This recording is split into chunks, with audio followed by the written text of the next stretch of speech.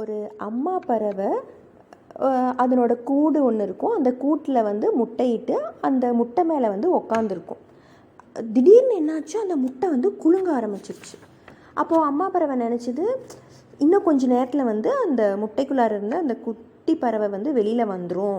அப்போ அது வெளியில் வந்தோடனே ஏதாவது சாப்பிட நினைக்குமே, அப்போ நான் அதுக்கு ஏதாவது போயிட்டு சாப்பிட்றதுக்காக ஏதாவது கொண்டுட்டு வரேன் அப்படின்னு சொல்லிட்டு நான் போயிட்டு சீக்கிரம் வந்துடுவேன் அப்படின்னு சொல்லிட்டு அந்த பறவை என்ன பண்ணோன்னா அங்கேருந்து பறந்து போகும்.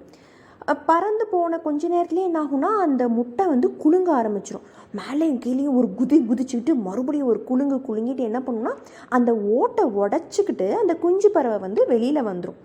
வெளியில் வந்த உடனே என்னோடய அம்மா எங்கே அப்படின்னு சொல்லிட்டு அது வந்து அந்த பக்கமும் இந்த பக்கமும் சுற்றி பார்க்கும் அதனோட அம்மாவை தேடிக்கிட்டு. அப்போ அது வானத்தை பார்க்கும், அங்கேயும் அதனோட அம்மாவை காணோம். கீழே நிலத்தை பார்க்கும், அங்கேயும் அதனோட அம்மாவை காணோம்.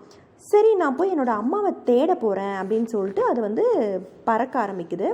அது மரத்துலேருந்து பறந்த உடனே என்ன ஆகும்னா, மேலேருந்து கீழே வந்து விழுந்துடும். ஏன்னா அது அப்போ தான் பிறந்த ஒரு குட்டி பறவை இல்லையா, அதனால் பறக்க முடியாது. ஆனாலும் அது என்ன சொன்னோம், சரி நான் நடந்தே போய் என்னோடய அம்மாவை தேடுறேன் அப்படின்னு சொல்லிட்டு அது வந்து தேட ஆரம்பிக்குது. ஆனால் அது வந்து அதனோட அம்மாவை இது வரைக்கும் பார்த்ததே இல்லை, அது எப்படி இருப்பாங்கன்னு அதுக்கு தெரியாது. அப்போ அவங்களுடைய அம்மா வந்து இந்த பக்கம் இறை தேடிட்டுருக்கோம். அது என்ன பண்ணுன்னா, அவங்க அம்மாவை தாண்டி யாருன்னு தெரியாதனால கவனிக்காமல் அந்த பக்கம் தாண்டி போயிட்டு போகிற வழியில் ஒரு பூனைக்குட்டியை பார்க்கும். அந்த பூனைக்குட்டியை பார்த்தவொடனே, நீங்கள் என்னோடய அம்மாவா அப்படின்னு சொல்லிட்டு அந்த பூனைக்குட்டிக்கிட்ட கேட்குது. அந்த பூனைக்குட்டி அந்த குஞ்சு பறவை அப்படியே பார்த்துக்கிட்டே இருக்கும். பதில் எதுவுமே சொல்லாது. சரி, பூனைக்குட்டி வந்து தன்னோட அம்மா இல்லை அப்படின்றது அந்த குஞ்சு பறவைக்கு புரிஞ்சிடும். சரின்னு சொல்லிட்டு அங்கேருந்து அப்படியே நகர்ந்து போகுது. அப்போ ஒரு கோழிக்கு பக்கத்தில் வரும். கோழிக்கிட்ட வந்தவொடனே என்ன சொல்லுவோம், நீங்கள் என்னோட அம்மாவா அப்படின்னு அந்த கோழிக்கிட்ட வந்து கேட்கும். இல்லை அப்படின்னு சொல்லிட்டு அந்த கோழி வந்து சொல்லிடும். அப்போது பூனைக்குட்டியும் அம்மா இல்லை, கோழியும் அம்மாவும் இல்லை. சரி, நான் என்னோடய அம்மாவை தேடி கண்டுபிடிக்கணும் அப்படின்னு சொல்லிட்டு என்னோடய அம்மா எங்கே இருப்பாங்க, எங்கே கிடைப்பாங்க அப்படின்னு சொல்லிட்டு நடந்து போய்கிட்டே இருக்குது. அப்போ அது வந்து ஒரு நாயை பார்க்கும்.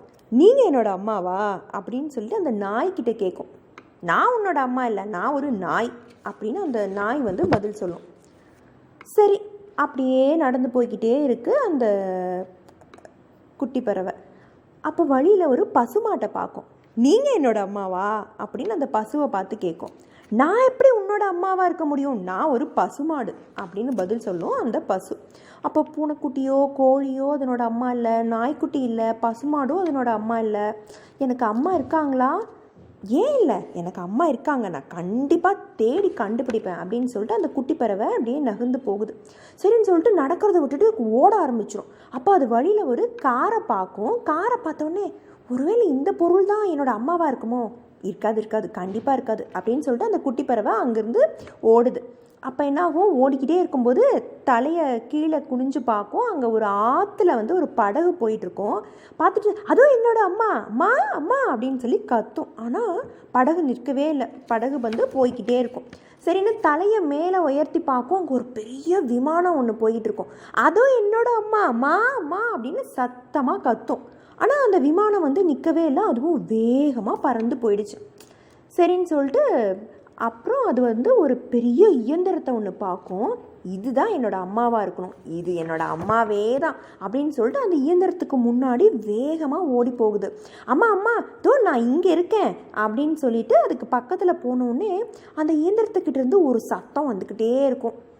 ஓ, அப்படின்னா நீங்கள் என்னோடய அம்மா இல்லை அப்படின்னு அந்த குஞ்சு பறவை சொல்லுது. நீ எப்பவும் சத்தம் போட்டுக்கிட்டே இருக்க, நான் இந்த இடத்த விட்டு போயாகணும் அப்படின்னு சொல்லிட்டு அந்த இயந்திரத்தை பார்த்து சொல்லும் அந்த குஞ்சு பறவை. ஆனால் அதனால் அங்கேருந்து தப்பிக்கவே முடியாது. திடீர்னு அந்த இயந்திரம் என்ன பண்ணும், அப்படியே மேலே எழுந்திருக்கும். அது அப்படியே அந்த குட்டி பறவையும் சேர்த்து உயரத்துக்கு தூக்கிட்டு போகுது. ஐயோ, இந்த இயந்திரம் என்னை எங்கே தூக்கிட்டு போகுது, என்னை இறக்கி விடு அப்படின்னு பயத்தில் கத்துச்சு அந்த குஞ்சு பறவை. கொஞ்ச நேரத்துலேயே அந்த இயந்திரம் அப்படியே ஆடாமல் அசையாமல் நிற்குது.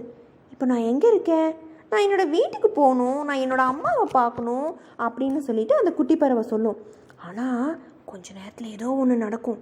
அந்த பெரிய இயந்திரம் அந்த குட்டி பறவையை அதனோட கூட்டில் திரும்ப இறக்கி விட்டுடுச்சு. அந்த குட்டி பறவை அதனோட கூட்டுக்கு ரொம்ப பத்திரமா வந்து சேர்ந்துருச்சு. கொஞ்ச நேரத்துலேயே அதனோட அம்மா பறவையும் கூட்டுக்கு திரும்பி வந்துச்சு.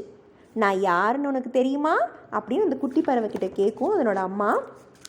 எனக்கு தெரியுமே, நீங்கள் ஒரு பூனைக்குட்டி இல்லை, நீங்கள் ஒரு கோழி இல்லை, நீங்கள் ஒரு நாய் இல்லை, நீங்கள் ஒரு பசுமாடு இல்லை, நீங்கள் ஒரு படகு இல்லை, விமானம் இல்லை, இயந்திரம் இல்லை, நீங்கள் ஒரு பறவை, நீங்கள் என்னோட அம்மா அப்படின்னு சொல்லிட்டு சொல்லும். அதோட கதை